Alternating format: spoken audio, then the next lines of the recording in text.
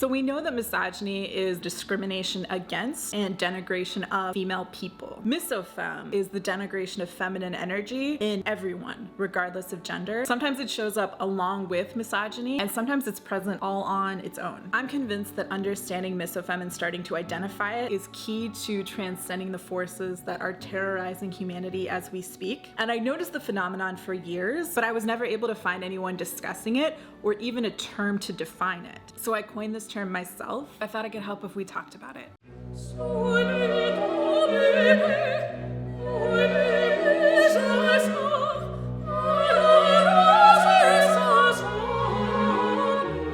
When I'm speaking about misofem as the denigration of feminine energy, I mean feminine energy in the divine sense. Nurturance, creativity, compassion, empathy, receptivity, collaboration, connection to the natural world, and intuition. When you think about it in that way, in terms of those things being denigrated, you really start to notice misofem everywhere. What are we doing with the environment? Why can't all artists pay basic expenses so that they can just focus on their art? Why isn't society designed to encourage us to be receptive in quiet, in meditation, in stillness, as often as it encourages us to be active? One example of misofem that came to mind happened when I was hanging out with my friend's kids one time. Their daughter was making fun of their son because he'd painted his nails, and he was then denying that he had painted his nails. Both those kids had internalized this idea that such a quote-unquote feminine action was something to be ashamed of, particularly when it was done by a boy. At the same time, because the girl played competitive sports,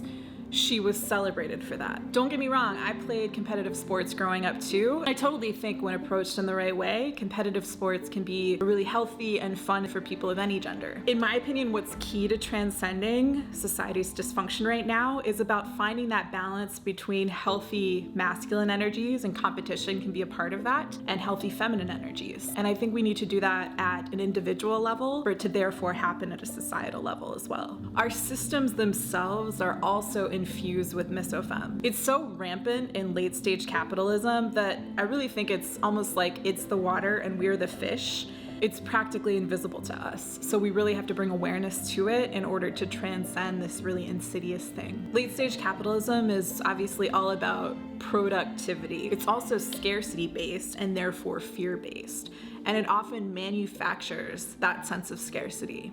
I used to be a pro-stock trader, and I remember thinking about how stupid that was, because the system was designed such that if I made $1, somebody else had to lose that dollar, which makes no sense whatsoever because governments are printing money constantly. Money is everywhere. It's just moving in weird ways because of, I would argue, the misofem baked into the old system, which is also about unfounded hierarchies and gatekeeping inappropriately. In the old system, we're told that we need money to have enough food to eat, to pay a subscription in order to live inside a building so that we're not homeless, aka to pay rent, which is also a crazy idea that keeps people trapped in generational poverty. For these reasons, unless we grew up in more privileged households with parents who taught us that we deserved wealth as well, we come up with this fear of not having enough money and the sense that we have to do, whatever we have to do in order to get it. Therefore, we work. And many of us do that in 9-to-5 jobs that we actually hate. And too many of those 9-to-5 jobs are enriching millionaires or billionaires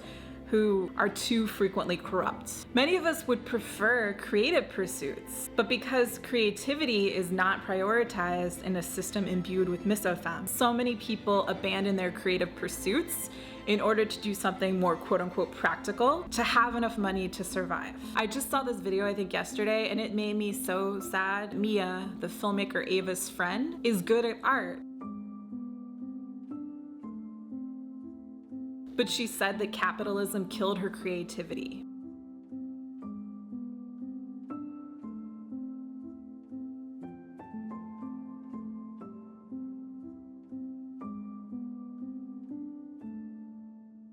The system is so oppressive that it has people in their teens, even younger, recognizing that there isn't space to explore because they won't be supported because of this misofem problem. And seeing that makes me feel almost hopeless, because how many of us have experienced the same thing, and what is the real cost? All that said, I totally understand how this happens.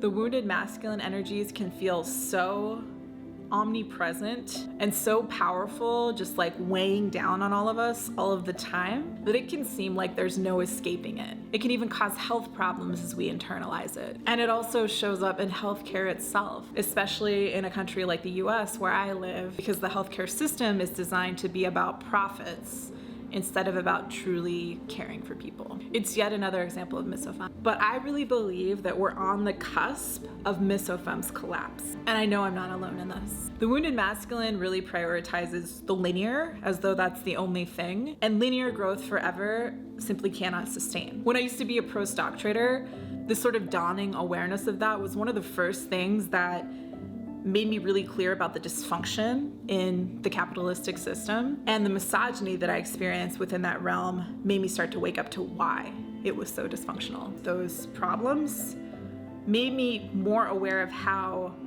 many people were conditioned to want to protect that old order, and we're really seeing, I think, the death knell of that right now. And even though it looks super bad at the moment, like almost every day it looks worse, I really believe that's happening because it's showing itself so transparently at this time, because it's about to clear out, because it's about to collapse. We really need to move toward integrating both masculine and feminine energies, healthy versions of those, into our systems. And the feminine moves in cycles. That's what we see in nature. That's what we see like with the menstrual cycle in female bodies as well. I didn't know this until recently, but the planets in our solar system present a really good example of the spiral course of progress idea, in that they're propelling through space at the same time as they're cycling around the sun and around one another. It seems to me that that idea of progress is what our systems need to emulate. When we're in our healthy feminine energy, we're not beaten up by misofem and the wounded masculine. The healthy feminine is not in scarcity and it's not in fear.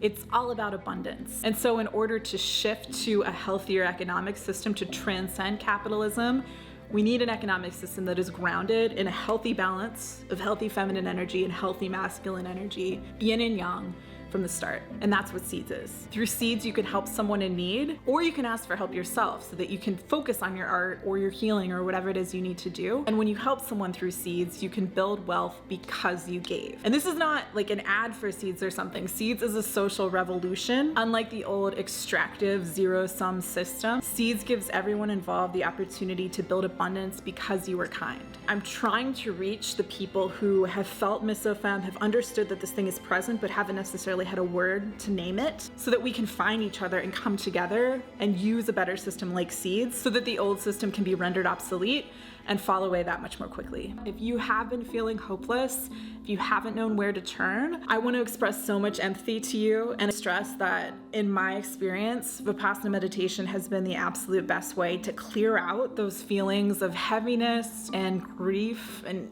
literally any negativity. I've started doing a bunch of lives, vertical lives, where I'm just sitting there and doing Vipassana meditation and inviting other people to join me. It's been helping me a lot just to do them. What examples of misofem have you seen or experienced? Please share those in the comments because I'd be so interested to read them. Thank you so much for your time and attention, and I'll see you in the next video.